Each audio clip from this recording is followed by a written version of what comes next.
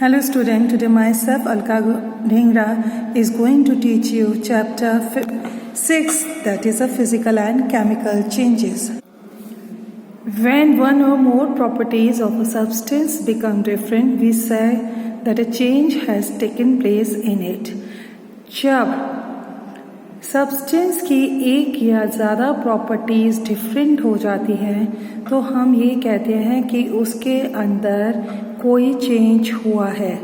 जैसे जब ice melt होती है, वाटर फॉर्म होता है, तो मेल्टिंग ऑफ आइस क्या हो गया, एक चेंज हो गया। जब आइस सॉलिड बन जाता है तो वो भी एक क्या है, चेंजेस है। कुछ चेंजेस ऐसे हैं जो हम अपनी एवरीडे लाइफ में ऑब्जर्व करते हैं, जैसे formation of curd from milk. आप देखते हो कि दही से दूध बन जाता है, दूध से दही बन जाता है। कुकिंग ऑफ फूड, कच्ची सब्जियां होती हैं, उन्हें आप पकाकर खाते हैं। धूप में जब हम कपड़े सुखाते हैं तो वो सूख जाते हैं। बर्निंग ऑफ फ्यूल्स, जैसे आपने कोयला लिया, वो सॉलिड होता है, लेकिन जब हम उसे जलाते हैं तो वो किस में चेंज हो जाता है, गैसियस फॉर्म में। इस तरह से बहुत सारे चेंजेस हैं हमारी लाइफ में, डेली होते रहते हैं। कुछ चेंजेस अपने आप हो जाते हैं, कुछ चेंजेस ऐसे होते हैं जो किसी रिएक्शन के थ्रू इसके अंदर आते हैं। तो इस तरह से दो चेंजेस हो गए, फर्स्ट फिजिकल चेंज और सेकेंड हो गया chemical change. First we will discuss physical change. Those change in which no new substance are formed are called physical changes. वो चेंजेस जिसके अंदर कोई नया सब्सटेंस नहीं बनता है लेकिन उसके अंदर चेंज होता है, उन चेंजेस को हम क्या बोलते हैं, फिजिकल चेंज बोलते हैं। जो ये फिजिकल चेंजेस होते हैं वो टेम्परेरी चेंज होते हैं, क्योंकि उनको हम वापस उनकी ओरिजिनल पोजीशन में कन्वर्ट कर सकते हैं। तो इसीलिए ये क्या होते हैं, रिवर्सिबल चेंजेस होते हैं। कुछ करेक्टरिस्टिक्स होती हैं फिजिकल चेंजेस की, जैसे उसके अंदर कोई भी नया सब्सटेंस फॉर्म नहीं होता है, ये टेम्परेरी चेंज होता है, ये इजीली रिवर्स्ड हो जाता है, बहुत कम एनर्जी इसके अंदर या तो एब्जॉर्ब होती है या इवॉल्व होती है, और इसके अंदर सिर्फ कलर में टेक प्लेस होता है या कोई उसकी स्टेट चेंज हो जाती है। जैसे एग्जाम्पल ले लें, द कटिंग ऑफ पेपर या tearing of paper is a physical change. आप देखते हो कि जो पेपर होता है उसको अगर हम छोटे छोटे पीसेस में काट देते हैं तो लेकिन उसके पीसेस तो हो जाते हैं, लेकिन वो रहता क्या है, पेपर ही रहता है। इस तरह से वो क्या होता है, फिजिकल चेंज होता है।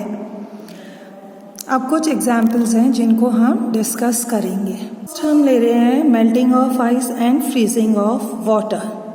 The melting of ice is a physical change. कैसे होता है, the change which occurs during the melting of ice to form water can be reversed easily by freezing the water to form ice again. अब हमने किसी बर्फ़ के टुकड़े को बाहर रख दिया तो वो मेल्ट होके धीरे धीरे किस में चेंज हो जाएगा, वाटर में चेंज हो जाएगा। लेकिन जब इसी वाटर को हम फ्रीज कर देंगे तो वो फिर किस में कन्वर्ट हो जाएगा, आइस में कन्वर्ट हो गया।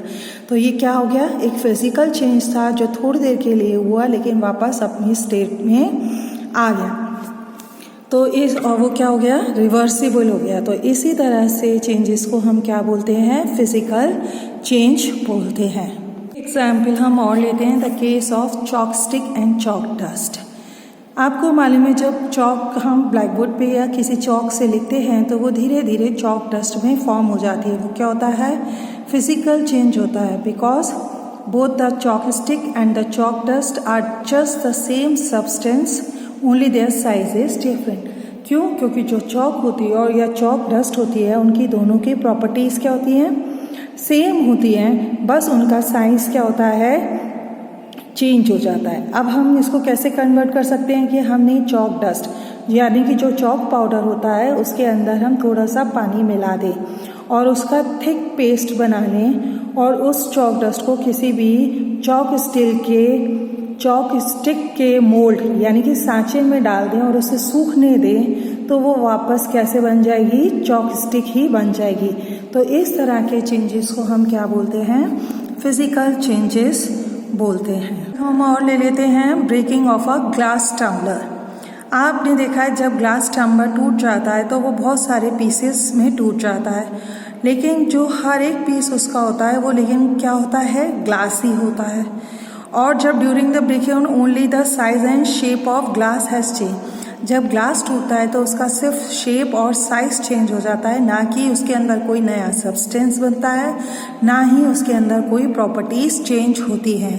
तो इस तरह के चेंजेस को हम क्या बोलते हैं, फिजिकल चेंज बोलते हैं। Chemical changes, those changes in which new substances are formed are called chemical changes। जिन चेंजेस के अंदर कोई नया सब्सटेंस बनता है उन चेंजेस को हम क्या बोलते हैं, केमिकल चेंजेस बोलते हैं। ये होता है, ये परमानेंट चेंज होता है और वापस अपनी ओरिजिनल सब्सटेंस में कन्वर्ट नहीं होता है, यानी कि ये इजीली रिवर्स्ड नहीं होता है। ये इरिवर्सिबल चेंज है, यानी कि एक बार जो चीज़ नई बन गई वो द्वारा वापस अपनी नई चीज़ में नहीं जाता है। तो इसके कैरेक्टरिस्टिक्स क्या हो गया कि one or more new substance are form in a chemical change, एक या दो नए सब्सटेंस इसके अंदर फॉर्म होते हैं। ये परमानेंट चेंज होता है, ये इरिवर्सिबल चेंज है। इसके अंदर बहुत सारी एनर्जी या तो एब्जॉर्ब्ड होती है या गिव आउट होती है, और इसके अंदर साउंड प्रोड्यूस होता है। इसके अंदर स्मेल में भी चेंज आ जाता है। पहले किसी चीज़ की किसी सब्सटेंस की स्मेल दूसरी होती है, लेकिन जब उसके अंदर नया सब्सटेंस फॉर्म हो जाता है तो उसकी स्मेल दूसरी हो जाती है। और इसके अंदर जब परमानेंट चेंज हो जाता है कलर के अंदर, ये नहीं कि सब्सटेंस का कलर अगर पिंक है तो जो नया सब्सटेंस बनेगा उसका कलर भी पिंक ही होगा, में भी डिफरेंट हो सकता है। अब इसके सम एग्जाम्पल क्या हैं, souring of milk, formation of curd from milk, cooking of food, change in colour of cut apple, digestion of food etcetera, which will be discuss in detail.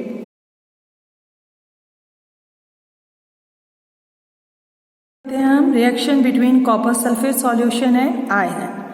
अब जब कोई आयरन ऑब्जेक्ट जैसे कोई भी कील हो या कुछ हो, उसको हम blue colour solution copper sulphate में डाल दें तो उसका क्या होगा, उसके अंदर केमिकल चेंज हो जाएगा और एक नया सब्सटेंस बनेगा जिसको हम क्या बोलते हैं, आयरन सल्फेट सॉल्यूशन बोलते हैं। और वो किस पे डिपॉजिट हो जाता है, आयरन ऑब्जेक्ट पे डिपॉजिट हो जाता है। इस तरह से ये क्या हो गया, केमिकल चेंज हो गया।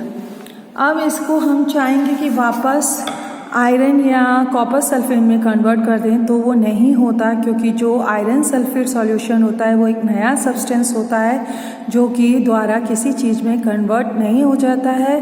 तो इस एग्जाम्पल से हमें पता चलता है कि ये क्या है, ये केमिकल चेंज है। Now we will discuss importance of chemical changes. Chemical changes हमारी लाइफ में बहुत इम्पॉर्टेंट होती है, क्योंकि जो भी न्यू सब्सटेंस फॉर्म होते हैं वो हमारी लाइफ में यूज़ होते रहते हैं। जैसे फर्स्ट क्या है, metals are extracted from their naturally occurring compounds core ores by a series of chemical changes. For example, iron metal is extracted from the iron core by chemical change. जो हम daily life में हमने metals use करते हैं, ये ores होते हैं जो क्या होते हैं, नेचुरली अकरिंग एक सब्सटेंस होते हैं। जब उनके अंदर केमिकल चेंजेस होते हैं तो उससे हमें यूज़फुल मेटल मिलते हैं, जैसे आयरन, कॉपर एक्सेट्रा। जो दूसरा क्या होता है कि कुछ मेडिसिन ऐसी होती हैं जो केमिकल चेंजेस से हमें प्रोवाइड होती हैं। और थर्ड, जैसे मटेरियल्स होते हैं, प्लास्टिक्स हैं, सोप्स हैं, डिटर्जेंट्स हैं, परफ्यूम्स हैं, एसिड हैं, बेसेस हैं, सॉल्ट्स हैं, ये सब किससे प्रोड्यूस्ड होती हैं, बाय डिफरेंट केमिकल चेंजेस। और जो भी कोई नया मटेरियल डिस्कवर्ड होता है वो सब किससे होता है, केमिकल चेंजेस के थ्रू होता है। Now what are the difference between physical and chemical changes? No new substance is formed in a chemical change. A new substance is formed in a chemical change. A physical change is a temporary change. A chemical change is a permanent change. A physical change is usually reversible. A chemical change is usually irreversible. Very little energy is absorbed or given out in a physical change. A lot of energy in the form of heat, light, sound, etc. is observed or given out in a chemical change. आपको बताते हैं कि कुछ substance ऐसे होते हैं जो physical change के में उनमें फिजिकल चेंज भी होता है और केमिकल भी चेंज होता है। किसके ऊपर? जब उनकी कंडीशंस क्या हो, डिफरेंट हो। जैसे the tearing of sheet of paper into pieces of paper is a physical change, but the burning of a sheet of paper is a chemical change. जब हम पेपर को छोटे छोटे टुकड़ों में काट देते हैं तब तो वो क्या होती है? फिजिकल चेंज होती है। लेकिन जब हम पेपर को जला दें तो उसके अंदर न्यू सब्सटेंस फॉर्म होता है, ऐश, इसीलिए वो क्या हो गया? केमिकल चेंज हो गया। अब मेल्टिंग ऑफ वैक्स, मोम होता है, वो क्या होता है? फिजिकल चेंज होता है। लेकिन अगर हम वैक्स को जलाएं तो वो क्या होता है? केमिकल चेंज होता है। When a candle burns then both physical and chemical change take place. जब मोमबत्ती जलती है तो उसके अंदर दोनों फिजिकल और केमिकल चेंज होता है। क्यों होता है? Because when a candle burns then some of the wax melt. जब हम कैंडल को जलाते हैं तो उसका मोम पिघलने लग जाता है, लेकिन वो क्या होता है? फिजिकल चेंज होता है। लेकिन जैसे जैसे वैक्स धीरे धीरे जलने लग जाता है वो क्या होता है? केमिकल चेंज होता है। नेक्स्ट टॉपिक होता है प्रोटेक्टिव शील्ड ऑफ ओजोन। आपको मालूम है ओजोन क्या है? गैस है। There is a layer of ozone which has a high up in the atmosphere, जो कहाँ पर है? एटमॉस्फेयर में है। ओजोन लेयर क्या है? अपर एटमॉस्फेयर जो होती है वो बहुत ज़्यादा यूज़फुल होती है। क्यों? क्योंकि वो हमें प्रोटेक्ट करती है किससे? हार्मफुल अल्ट्रावायलेट रेडिएशन जो हम कहाँ से आती हैं? सूरज से आती हैं। आपको मालूम है ओजोन जो होता है वो अल्ट्रावायलेट रेडिएशन को एब्जॉर्ब कर लेता है, जो कहाँ से आती हैं? सूरज से आती है, और उनको ब्रेक डाउन कर देता है टू फॉर्म ऑक्सीजन। क्या बनाता है उससे? फिर ऑक्सीजन। इस तरह से ओजोन लेयर जो होती है वो हार्मफुल अल्ट्रावायलेट रेडिएशन जो सूरज से आ रही होती है उसे एब्जॉर्ब कर लेता है और अर्थ तक पहुंचने नहीं देता है। आपको मालूम है जो ब्रेकिंग डाउन ऑफ ओजोन होता है ऑक्सीजन में, वो क्या होता है? केमिकल चेंज होता है। If ultraviolet radiations were not observed bye ozone layer they would reach the earth's surface and cause harm to us and other living thing। अगर ओजोन लेयर अल्ट्रावायलेट रेडिएशन को absorb नहीं करेगी तो वो अर्थ पर आ जाएगी और हमें हार्म भी करेगी और दूसरे भी लिविंग थिंग्स को नुकसान पहुंचाएगी। क्योंकि ये क्या कॉज करते हैं? स्किन कैंसर, हमारी आंखों को डैमेज कर देते हैं, प्लांट्स को खराब कर देते हैं। तो ओजोन लेयर जो होती है वो एक तरह से प्रोटेक्टिव शील्ड होती है जो हमें प्रोटेक्ट करती है अल्ट्रावायलेट रेडिएशन से, जो कहाँ से आती हैं? सन से आती हैं। नेक्स्ट होता है रस्टिंग ऑफ आयरन। आपने देखा है जब लोहे को हम बाहर हवा या उसमें रख देते हैं तो धीरे धीरे उसके ऊपर एक रेड ब्राउन सब्सटेंस की लेयर बन जाती है, जिसको हम क्या बोलते हैं? रस्ट बोलते हैं। हिंदी में हम बोलते हैं जंग। आपने देखा जब आयरन, कोई भी लोहे की चीज़ को हम बहुत दिनों तक बाहर छोड़ दें तो उसमें आप देखते हो कि एक लेयर बन जाती है। वो क्यों बनती है? क्योंकि जो लोहा होता है बाहर एटमॉस्फेयर में, आपको मालूम है ऑक्सीजन और मॉइस्चर होता है, तो वो उसके साथ क्या करता है? रिएक्ट कर जाता है। जब वो रिएक्ट करता है तो उसके ऊपर एक लेयर बन जाती है, किसकी? आयरन ऑक्साइड की, जिसको हम क्या बोलते हैं? जंग बोलते हैं। और ये क्या होती है? एक केमिकल चेंज होती है। अब जो कंडीशन नेसेसरी होती है रस्टिंग की वो क्या होती है? Presence of oxygen, the presence of water और वाटर वेपर कॉल्ड मॉइस्चर। अब क्या होता है? आपने देखा है कि if the air at a place has a high moisture content, जहाँ पर किसी जगह पर बहुत ज़्यादा मॉइस्चर कंटेंट होता है तो उस जगह पर मोर ह्यूमिड होगा और जो आयरन होगी वो रस्ट बहुत जल्दी हो जाती है, यानी कि रस्टिंग ऑफ आयरन का जो रेट होता है वो हायर होता है।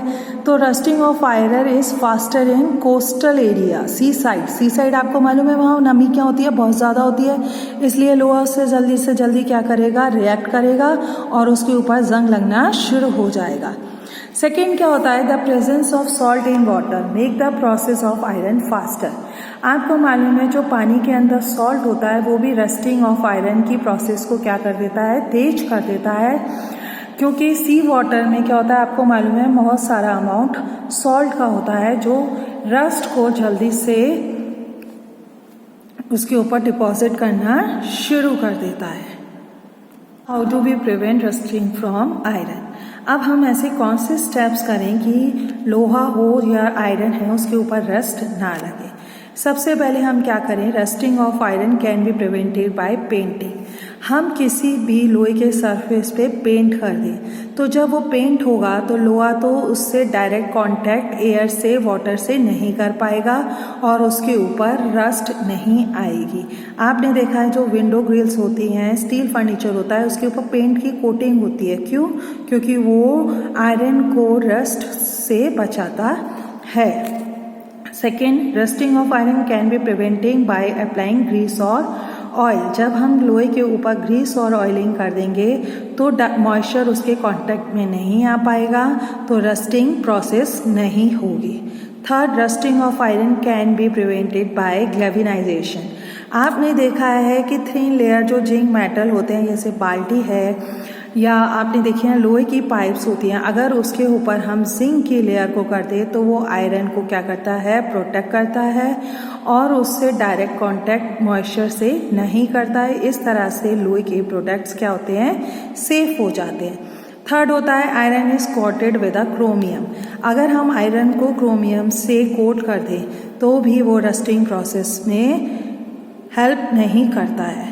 Next, rusting iron can be prevented by allowing to make stainless steel. अगर हम आयरन को किसी दूसरे मेटल से मिक्स कर दें तब वो हमारे यूटेंसिल जो हम यूज़ करते हैं, जैसे नाइफ्स होते हैं, सीजर्स होते हैं, तो वो किससे बने हुए होते हैं, स्टील से बने हुए होते हैं। इसी तरह से वो रस्ट नहीं होते हैं। अब शिप्स जो होती हैं, जो जहाज होते हैं, उनको हम रस्टिंग से कैसे बचाते हैं। आपको मालूम है जो शिप्स वगैरह होते हैं वो किससे बने हुए होते हैं, आयरन स्टील से, और जो पार्ट ऑफ द शिप होता है वो हमेशा किसके नीचे रहता है, पानी के अंदर रहता है। Even on the part of ship which remain above sea water, water drops keep changing to their outer surface। लेकिन जो सरफेस अगर ऊपर भी है तो लेकिन उसके ऊपर पानी आता रहता है। आपको मालूम है पानी के जो सी वाटर होता है उसके अंदर सॉल्ट्स होते हैं। अगर वो सॉल्ट्स उसको जहाज को हम किसी चीज़ से प्रोटेक्ट नहीं करेंगे तो वो उसको नुकसान पहुंचा देता है। इसीलिए हम शिप को क्या करते हैं, रेगुलरली पेंट करते हैं जिससे उसमें रस्टिंग प्रोसेस ना हो और वो सेफ रहे। दिल्ली, आपको मालूम है कि there is an iron pillar near the Qutub Minar in Delhi which is more than 7 metres high and weighs more than 6000 kg। आपने देखे कुतुब मीनार के पास जो होते हैं बहुत सारे लोहे के पिलर्स होते हैं। अब इसको बचाने के लिए हम क्या करते हैं कि लोहा ना हो तो हमने क्या किया कि उसको टेक्नोलॉजी की कि उसको हम किसी ना किसी से पेंट करें जिससे उससे रस से ये बच सके। नेक्स्ट आता है क्रिस्टलाइजेशन। अब क्रिस्टलाइजेशन प्रोसेस क्या होता है, आपने देखा है सी वाटर जो होता है वो उसके अंदर बहुत सारे सॉल्ट होते हैं। अब कि हम उसको सी वाटर से सॉल्ट को कैसे अलग करें, उस वाले प्रोसेस को हम क्या बोलते हैं, क्रिस्टलाइजेशन। अब क्या होता है, the process of evaporation is not a good technique of separation. जो इवेपोरेशन खाली प्रोसेस होती है वो एक अच्छी टेक्निक नहीं है। क्यों?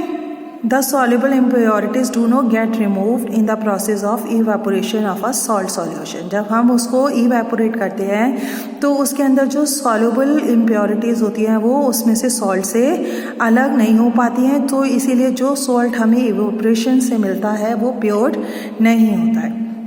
The crystal of salts obtained by the evaporations are small and the shape of crystal cannot be seen clearly। और जो salt evaporation process से मिलता है, जो उसके क्रिस्टल यानी कि टुकड़े होते हैं वो बहुत छोटे होते हैं और वो प्योर भी नहीं होता है और ना ही वो हमें क्लियरली दिखाई देते हैं।